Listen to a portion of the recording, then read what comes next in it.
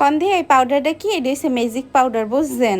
একেবারে ম্যাজিকের মতো এমন একটা ড্রিঙ্কস হয়, কি আর কমু মোর আপু ভাই, ওরা বাসায় বানাই একদিন খাইবেন, তারপর মনে করবেন প্রত্যেক দিন খাওয়ার জন্য সবাই এই খালি আমাকে হাত পাও ধরবে। যাই হোক, এটা মুই শেষে কমু কি দিচ্ছি, এখানে দিয়ে লইতেছিলাম পুদিনা পাতা, একটু মরিচ, আর দিয়ে দিছি লেবুর রস, বুঝছেন?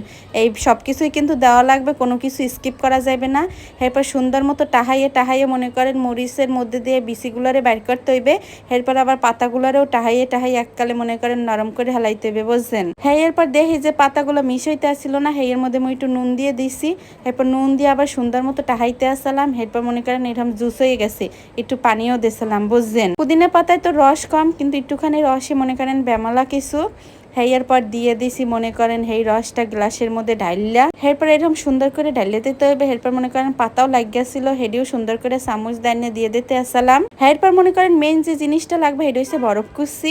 এরপর দিয়ে দিছি মনে করেন ট্যাঙ্গা মুই এরকম জুস বানাই রাখছিলাম, একালে ঢালিয়ে দিয়ে দেবেন, বুঝছেন? আমরা আরো বেশি টক খাইতে চাইলে বেশি করে দেবেন, দিয়ে সুন্দর মতো লাড়াইয়া সাড়াইয়া সবকিছু মিক্স করে দেবেন, বুঝছেন? যেহেতু ট্যাঙ্গা দিছি, লেবু দিছি, এখন তো বুঝেন একটু মিঠা জিনিস লাগবে, এর লিগে মুই মনে করেন পরিমাণ মতো চিনি দিতে আসলাম।